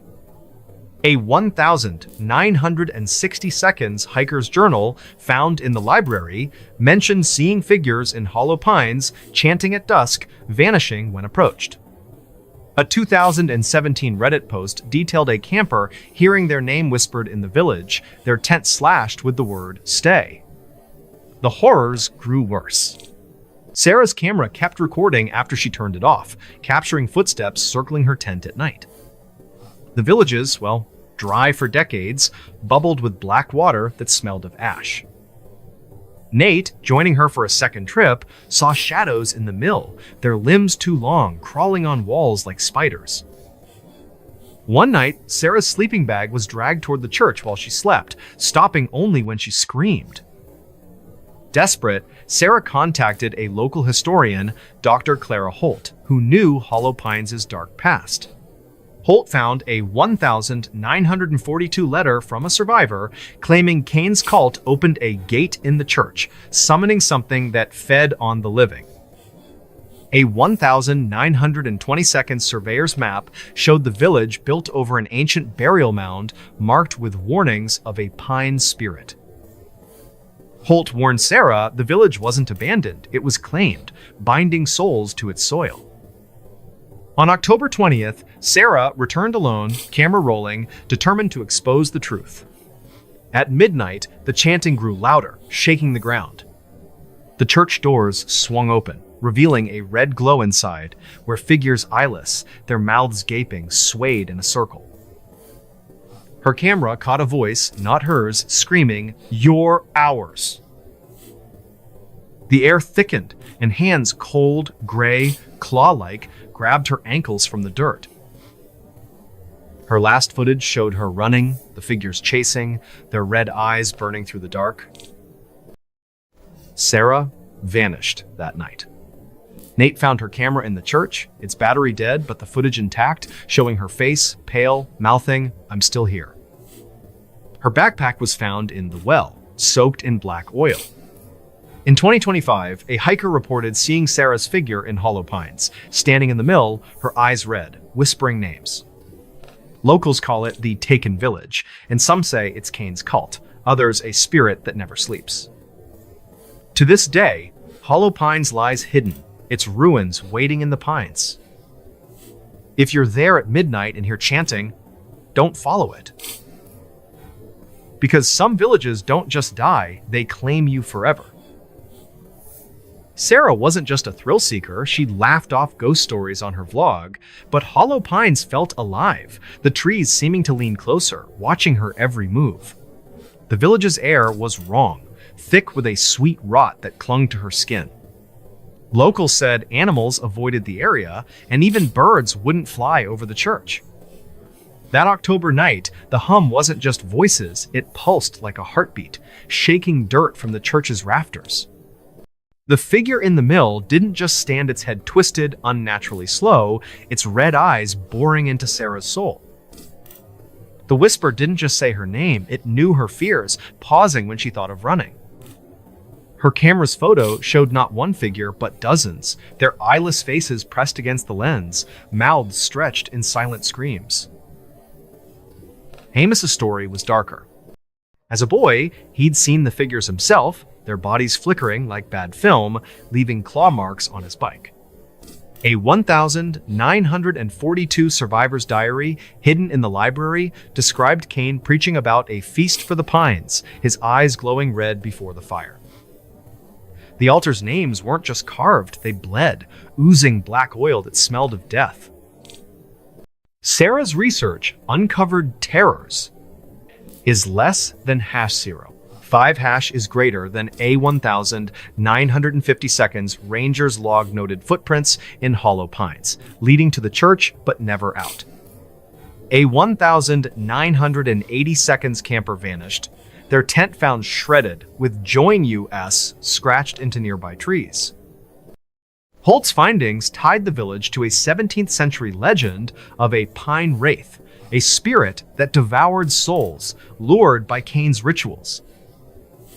The nightmares escalated. Sarah's tent was slashed nightly, the cuts forming spirals. The church's windows glowed red at midnight, showing shadows that danced without light. Nate's skin burned where the shadows touched him, leaving marks like teeth. One night, Sarah woke to her own voice, whispering from the well, begging her to come down. That final night, the church wasn't just glowing, it pulsed, the walls bending like flesh. The figures didn't just sway, they crawled, their limbs snapping, bodies merging into a writhing mass. Sarah's footage showed hands bursting from the ground, their fingers long and gray, pulling at her shadow as she screamed. After Sarah vanished, the village's grip tightened. Nate's dreams showed Sarah in the church, her face eyeless, chanting his name. A 2025 explorer found a bone in the well, carved with Sarah's initials, still wet with oil. A drone over hollow pines caught a shadow circle, moving under the trees, whispering, "Hollow Pines waits, its pines hiding secrets." If you hear chanting at midnight, run. Because some villages don't let you leave, they keep you forever. Story 7. All right, folks, grab your keys, check the deadbolt twice, and maybe sleep with the lights on tonight. Because this one isn't about a haunted house in the woods, it's about a haunted apartment in the middle of Brooklyn, where the walls have ears, the mirrors have teeth, and the rent is paid in something far worse than money. Locals on Willow Street don't talk about apartment 4B. They step around it, like avoiding a crack that goes straight to hell. So pull the blinds, mute your phone, and keep one eye on the closet, because tonight I'm telling you what really moved into the brownstone with Mia Torres. July 2024, Brooklyn, New York. Willow Street, Cobble Hill, tree-lined, gas lamps, million-dollar townhouses, the whole postcard. Except for number 47, a 4-story brownstone built in 1895 by a shipping magnate named Elias Vell. The facade is tired.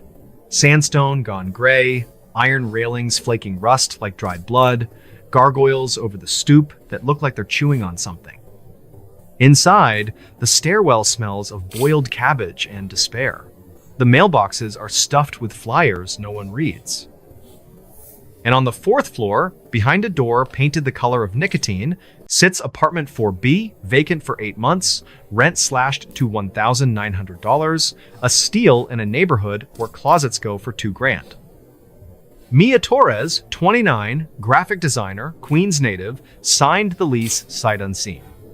She'd been couch surfing after a breakup, needed walls that weren't her mom's. Harold Greaves, the landlord, met her on the stoop with a manila envelope and the jittery energy of a man laid on alimony. Keys, lease, one rule: the bedroom closet stays locked, belonged to the previous tenant. Sentimental value. Mia laughed, city girl. Seen every scam. She signed. Harold's hand trembled when he took the pen back. July 11th, move-in day. The apartment was a time capsule. Crown molding yellowed with nicotine, radiator that clanked like a dying robot, hardwood floors scarred with cigarette burns, and something that looked suspiciously like claw marks.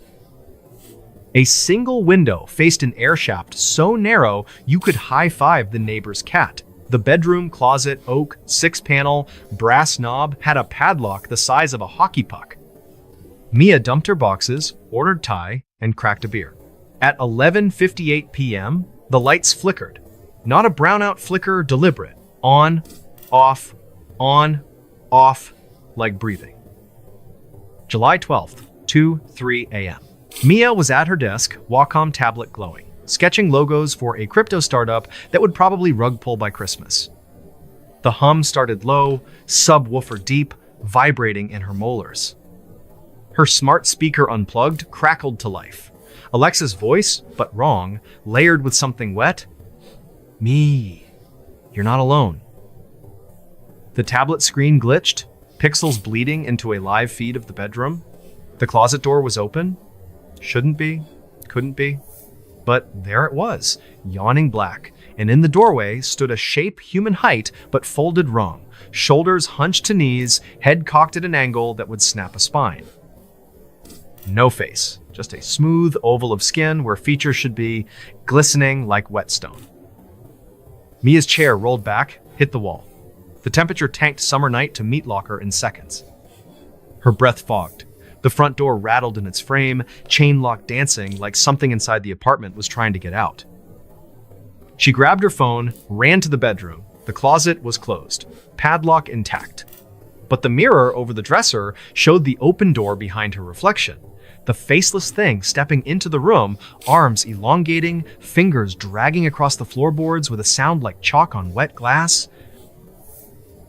She screamed, bolted, slammed the bedroom door. In the living room, her phone, left on the desk, recorded audio she never heard. Rhythmic scratching from inside the closet walls, slow and deliberate, spelling in Morse she'd later translate, Staywythme. The windows fogged from the inside, handprints blooming 5 fingers, but too long, joints bending backward, smearing down the glass like slug trails. Her keys on the kitchen counter were twisted into a perfect spiral, metal still warm, smelling of ozone. She didn't sleep. At dawn, she called Leo Park, best friend since SVA, barista at Devotion, with a side hustle debunking TikTok hauntings. They met at the 24-hour diner on Court Street, fluorescent lights buzzing like angry hornets. Mia played the audio. Leo's face went the color of oat milk. "That's not EVP," he said. "That's inside the file." The waveform showed a second track layered beneath the scratching whispers, dozens, saying her full name, middle included, in voices that weren't human. Mrs. Callahan lived in 3A, 81 years old, walker, oxygen tank, memory like a steel trap. She'd watched tenants come and go from 4B since Nixon. "Agnesville," she rasped, lighting a Virginia Slim with a trembling Bic. 1,924. Lived up there alone. Never left the apartment after dark. Ordered groceries through the dumbwaiter. One morning, the milkman found the door open, bottles untouched. Agnes? Gone. Closet padlocked from the inside. Cops cut it open. Walls carved, floor-to-ceiling spirals, eyes, words in a language looked like bugs crawling. Blood was still wet. Mia hit the Brooklyn Historical Society at noon, microfiche room smelling of dust and desperation. 1,924 police report. Missing Agnesville, 34. Spinster. No signs of struggle. Closet walls inscribed with occult symbols. Substance on walls tested. Human blood, type O negative. Matches missing woman. A 1,925 follow-up. New tenant, Mr. Kowalski, lasted 6 days. Found catatonic in the hallway, babbling about the man with no face in the mirror, committed to Creedmoor. Died 1,927. Cause, exsanguination. Source unknown. 1,962. A jazz musician named Ray Delgado moved in, chasing cheap rent and inspiration. Recorded an album in 4B Closet Blues. Never released. Master tapes vanished with him. Only surviving track leaked online 2018, 3 minutes of saxophone, then Ray screaming, "It's wearing my face!" followed by wet tearing sounds. 1,987. College kids on a dare. One filmed the closet with a Super 8. Film developed a week later, frames showed the padlock opening itself, a hand reaching out, palm up, fingers melting into the lens. The kid who held the camera? Never found. His roommates still get birthday texts from his number, "Wish you were here." Mia needed answers. She cold called Dr. Samuel Klein, a cult historian, author of Thresholds, Doors That Should Stay Closed. He agreed to meet at a Park Slope cafe, brought a leather satchel older than Mia. Inside, Agnes Vell's journal, recovered from a estate sale in 1998. Entries in fountain pen, ink faded to rust. The 12th of March, 1924. The closet breathes when I sleep, it knows my dreams. April 3. Cut my palm, let it drink. The walls purred. May 1. It has no name. It wears the shape of absence. I am becoming the door. Last page, dated October 31. Tonight, I open it all the way. The building is hungry, we will feed it together. Klein flipped to a blueprint. The brownstone's foundation sat atop a forgotten 18th century crypt, Knights Templar offshoot, rumored to have practiced inversio anima, binding souls to architecture. The closet in 4B aligned exactly with the crypt's altar stone. The lock isn't to keep people out, Klein said. It's to keep it in. But every tenant who bleeds in that room weakens the seal. July 18th. Mia and Leo returned with a plan. Document, debunk, delete the listing. They set up in the bedroom 4 cameras, motion sensors, a UV light to catch handprints, a lock picker for the closet in case of emergency. At 1:57 a.m., the power cut, not a flicker, gone. Emergency lights in the hall died too. The apartment plunged into black, so complete it had weight. Then the hum, deeper now, rattling Mia's ribcage. Leo's phone flashlight caught the closet door padlock gone. Door ajar 2 inches, red light pulsing from within like a dying star. The motion sensor screamed. Camera 3, aimed at the closet, showed the gap widening on its own. Something stepped out. Not walked, unfolded. 7 feet tall, limbs jointed wrong, skin the color of wet cement. Where a face should be. A hole ringed with teeth that weren't teeth mirror shards, reflecting Mia's terrified eyes back at her, multiplied 100-fold. It moved without sound, but the floorboards screamed under it, wood splintering upward like teeth. Leo grabbed Mia's arm. Run! They bolted for the front door. Chain lock was locked. From the inside, key wouldn't turn metal, fuse solid. Behind them, the bedroom mirror cracked in a perfect spiral. The reflections stepped out of the glass, eyeless, mouths sewn shut with black thread, reaching. The apartment walls bulged inward, plaster cracking to reveal brick that bled slow, thick, black. Mia remembered the fire escape. Window stuck. Leo kicked it. Glass exploded outward. They climbed down, barefoot, shards slicing skin. On the street, sirens someone had called 911. Cops arrived to an empty apartment. Door unlocked from the outside now. Closet sealed, padlock back, shiny and new. Cameras? Wiped. But the SD card in Mia's pocket missed in the chaos held 43 seconds of footage. It showed the thing standing in the living room, head tilted, then leaning into the lens until the screen filled with its tooth-ringed void. Last frame. Mia's face, but the eyes were mirror shards, blinking out of sync. Mia crashed at Leo's. 2 nights later, 2:03 a.m., his Keurig turned on by itself. Coffee brewed black, thick, smelling of earth. Cup on the counter spelled in grounds M-I-N-E. Leo's mirror fogged. Writing appeared. L-E-O-N-E-X-T. He moved to his sister's in Jersey the next day. Hasn't been back to Brooklyn since. August 2024. New tenant in 4B. A TikTok couple, 1.2 million followers, planning a haunted Airbnb series. Their intro video posted August 15th. Day 1 inch, the cursed closet apartment. Smash like if we survive. Last story. August 16th, 2:03 a.m. Live from the bedroom. The girl whispers, "Guys, the lock just fell off." Camera pans to the closet open, red glow strobing. The guy laughs nervously, then screaming. Feed cuts. Account deleted by user request 20 minutes later. 2025. The brownstone is condemned structural damage, vermin infestation. demolition delayed indefinitely, workers refused to enter after the third one vanished mid-shift. His hard hat was found in 4B, brim chewed to splinters, inside lined with teeth marks that match human dental records, but no match in any database. Drones sent in show the closet door missing now, a hole in the wall leading to a staircase that descends below the foundation, steps carved from mirror glass, reflecting nothing. Mia lives in Pittsburgh now, under her mother's maiden name. She hasn't looked in a mirror in 6 months, uses a webcam for Zoom calls, keeps it covered when off. At 2:03 a.m., her phone buzzes with texts from unknown numbers. Photos of her sleeping, taken from inside her locked bedroom. Last week, a package arrived. No return address. Inside, the padlock from 4B, open. Chain links fused into the shape of her initials. Harold the landlord, found dead in his office, throat cut ear to ear, but no blood at the scene.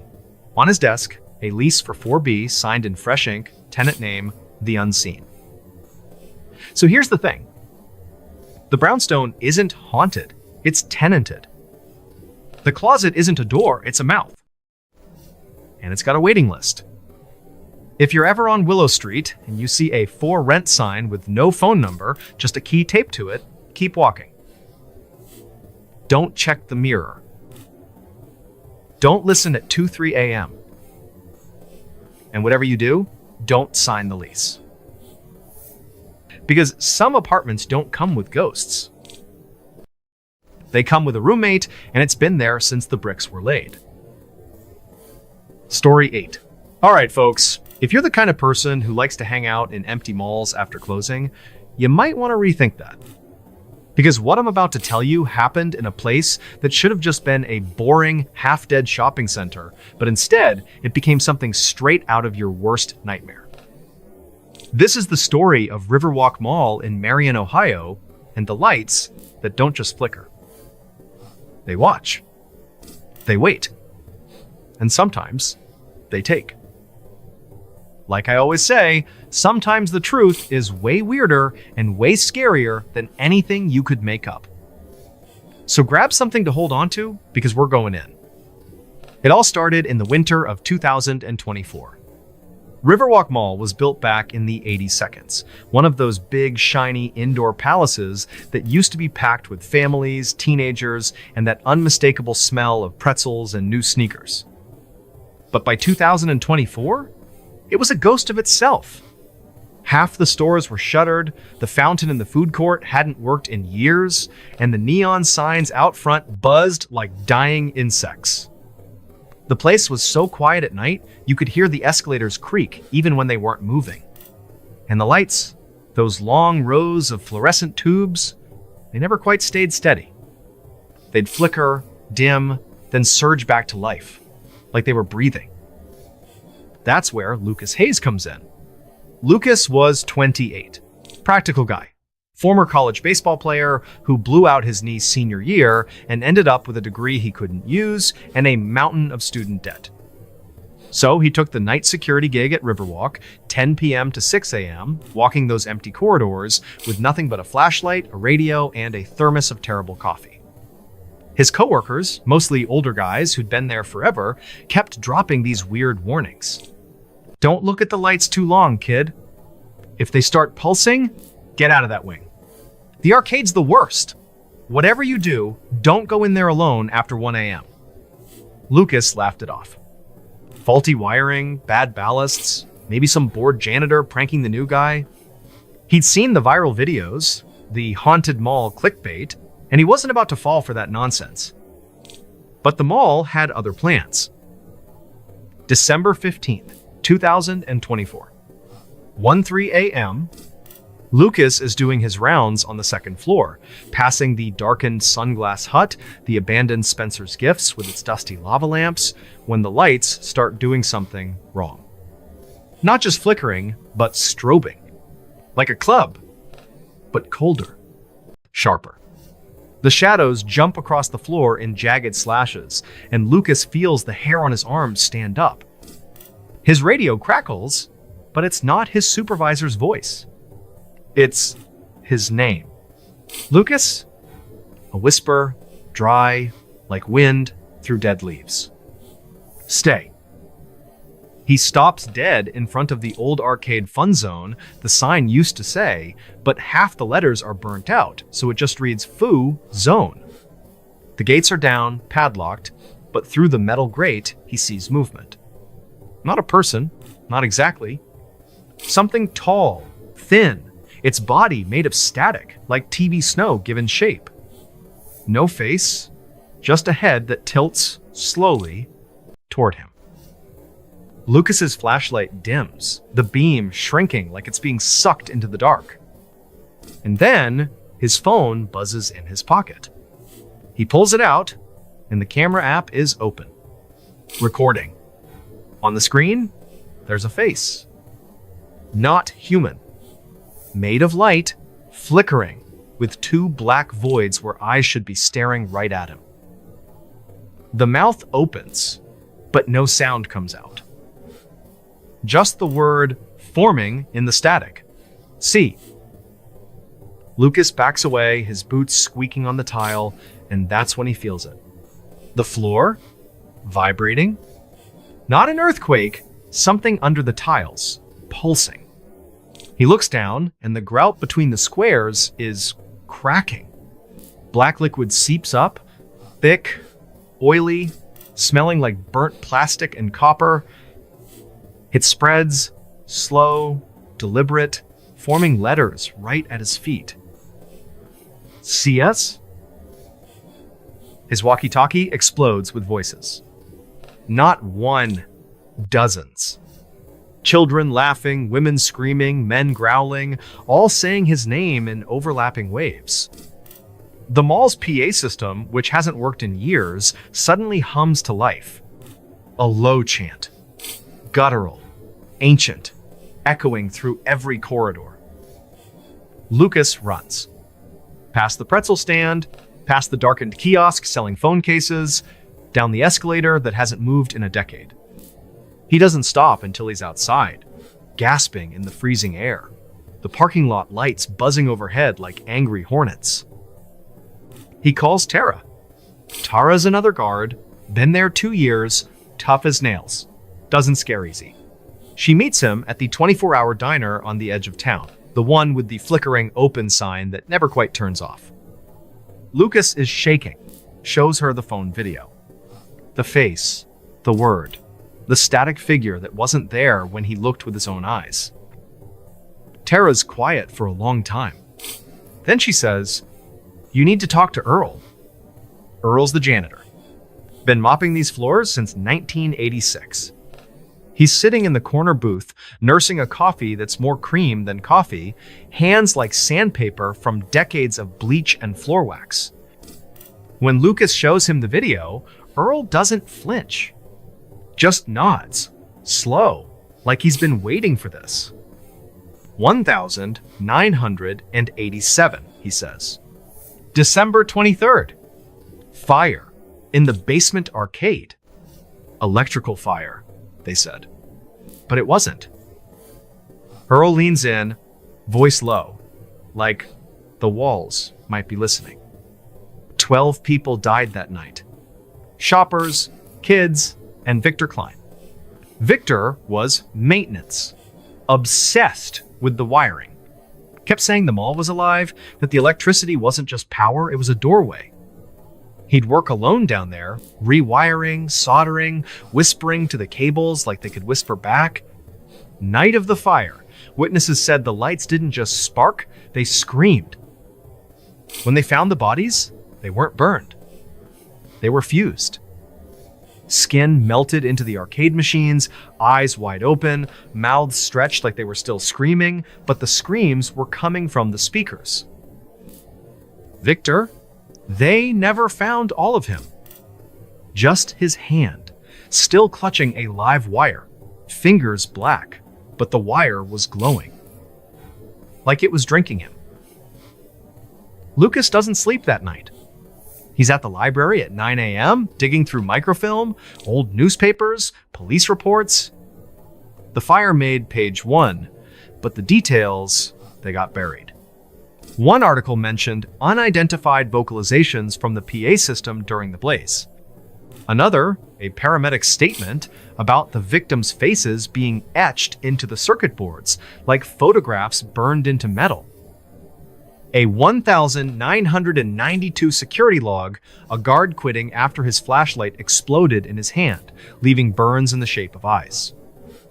A 2005 message board post, a teenager claiming the photo booth in the arcade printed a picture of him, but with no eyes, and the timestamp was 3 hours in the future. The mall doesn't let go easy. Lucas goes back the next night, because rents do, because he's not a quitter. But now, he's watching the lights, and they're watching him. Every night at 1 a.m., his flashlight dies. Not the battery, the bulb melts. Glass dripping like wax, black oil pooling inside the lens. The escalators start moving, backward, grinding, even though the power's off. He finds his reflection in the glass storefronts, but it's wrong. The reflection blinks a half second after he does. Smiles when he doesn't. One night, he sees Tara's reflection, but Tara's not there. Her reflection mouths his name, then reaches out, fingers pressing against the inside of the glass. He starts recording everything. Body cam, phone, even an old GoPro strapped to his chest. The footage? It's not normal. Timestamps jump. Audio captures whispers that aren't in the room. One clip, he's walking past the arcade and the gate is open. It shouldn't be. Inside, the machines are on. Pac-Man, Galaga, the basketball game, all glowing, but the screens aren't games. They're faces. Dozens of them, flickering, mouths moving in sync. "Feed us!" they chant, voices coming from the speakers, from the walls, from inside his skull. Tara quits after that. Shows up at Lucas's apartment at 3 a.m., eyes bloodshot, skin blistered in perfect circles where the lights touched her. "It wore your face," she whispers. "In the arcade, it looked like you, but the eyes, they were bulbs. Glowing." And it said, "Come play." Lucas goes to the source. Dr. Miriam Cole, local historian, teaches at the community college, specializes in unexplained phenomena in Midwestern architecture. She meets him in the library basement, surrounded by boxes of yellowed documents. "The mall's built on a cemetery," she says without preamble.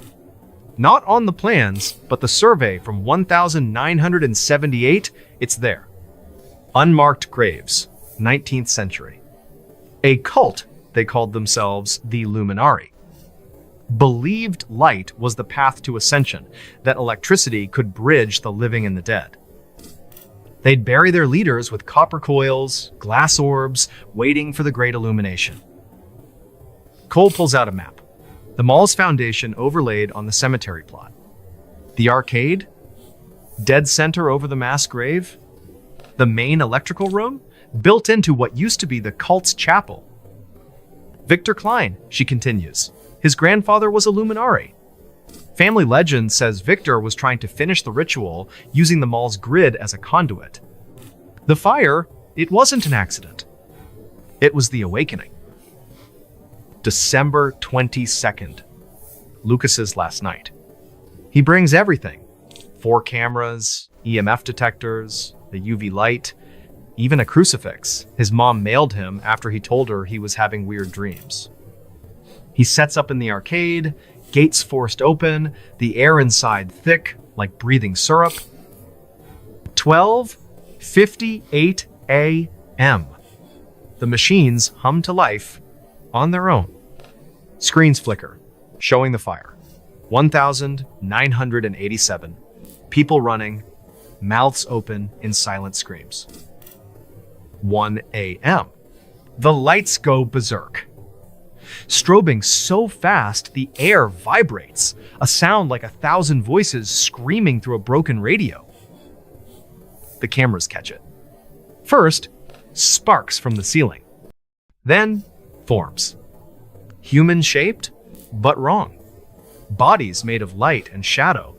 Limbs stretching, splitting into wires that crawl along the floor. One steps out of the Pac-Man screen, head tilting, no face, just a bulb where the mouth should be, glowing white hot. It reaches for Lucas, fingers sparking, and where it touches his arm, the skin blisters instantly, circuits burning into his flesh like a brand.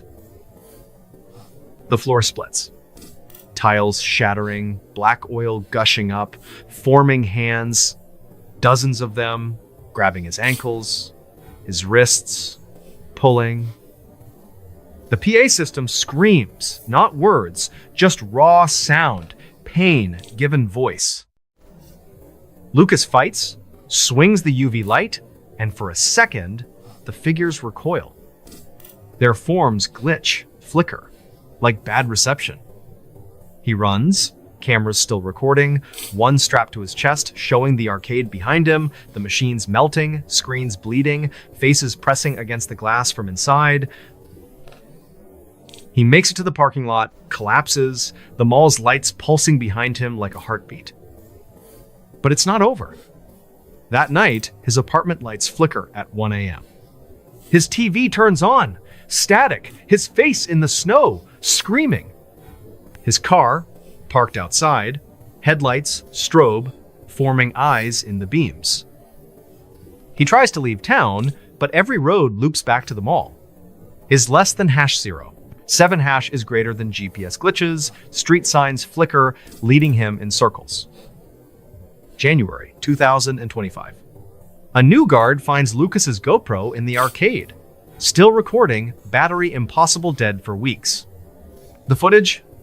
It's him, running, screaming. But behind him, the lights aren't lights anymore. They're mouths.